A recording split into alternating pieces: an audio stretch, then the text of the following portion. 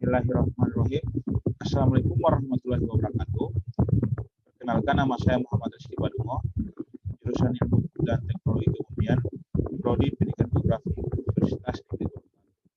Nah, di sini saya akan melakukan presentasi materi saya, yaitu tentang geologi bencanaan. Saya akan langsung screen saja materinya.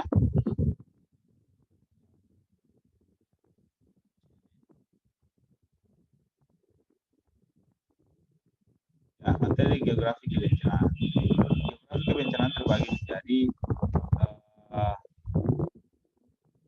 5 bagian, yaitu geologi, gempa, dan seismologi, kemudian letusan gunung api atau tektonik dan lempeng dan magma, kemudian tsunami dan angin, kemudian perubahan iklim, dan banjir. Saya akan menjelaskan tentang geologi, gempa, dan seismologi. Yaitu geologi, gempa, dan seismologi adalah hukum Steno tentang kuantitas asli menyatakan bahwa lapisan sedimen kontinental itu berakhir hanya dengan menabrak ketinggian topografi seperti bukit atau tebing.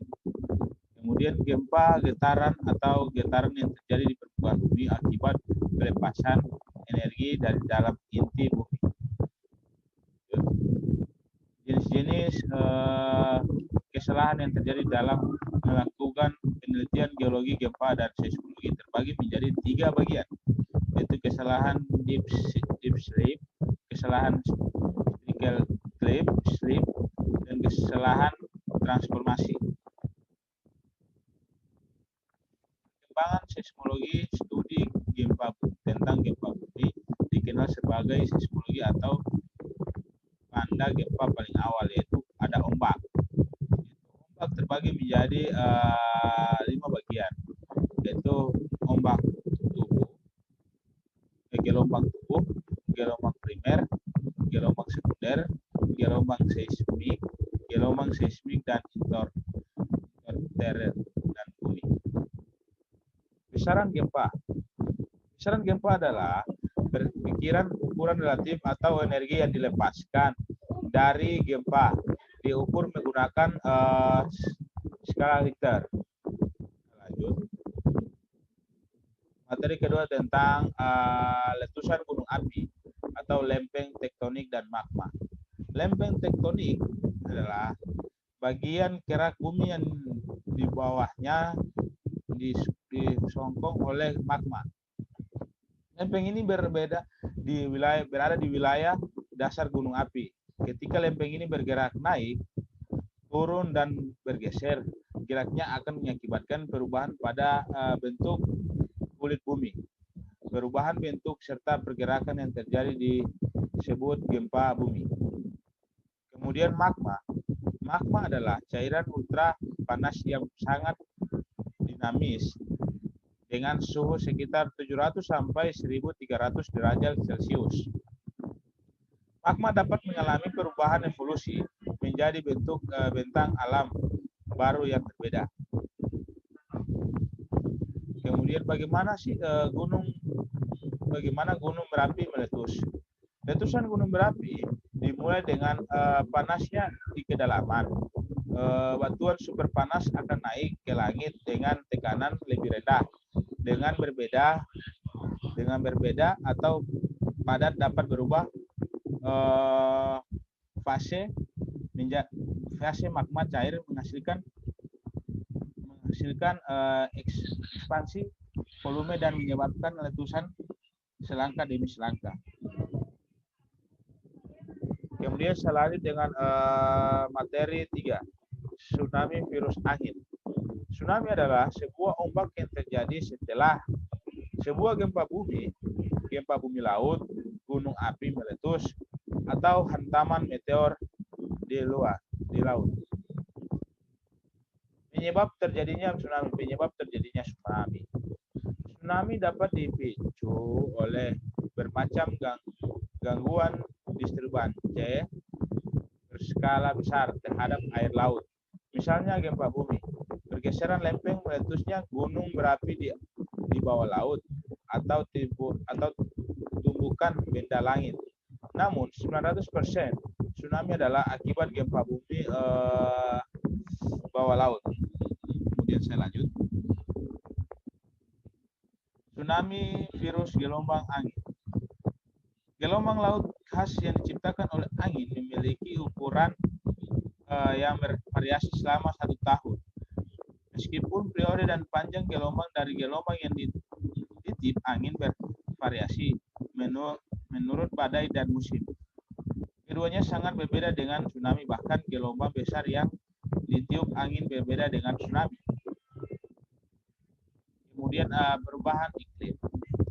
Perubahan iklim terjadi akibat efek dari meningkatnya konsentrasi karbon dioksida yang berasal dari pembakaran bahan bakar fosil. Kemudian iklim jangka pendek perubahan.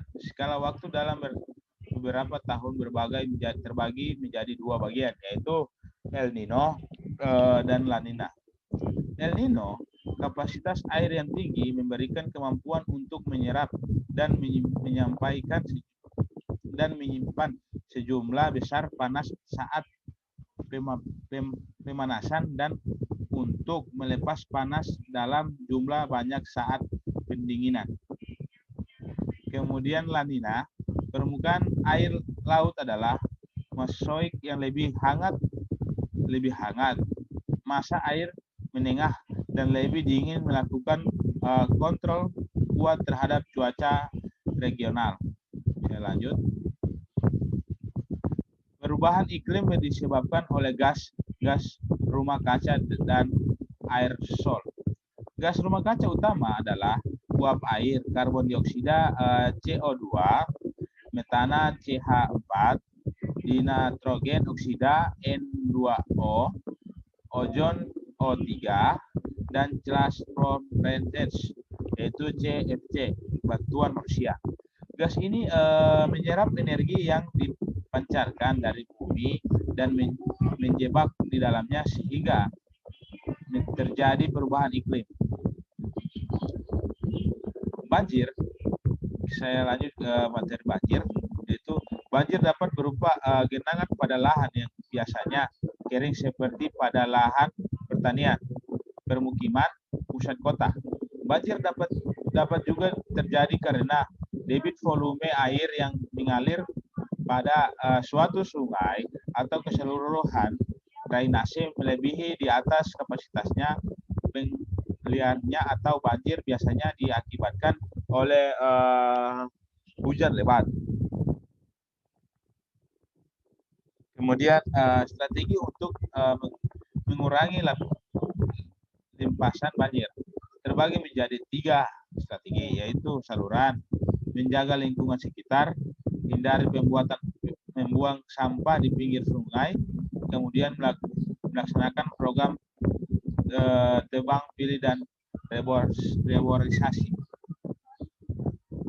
Jenis-jenis banjir terbagi menjadi 5 bagian, yaitu banjir bandang, banjir laut, banjir lumpur, banjir rob atau banjir laut air pasang, kemudian banjir cilenung.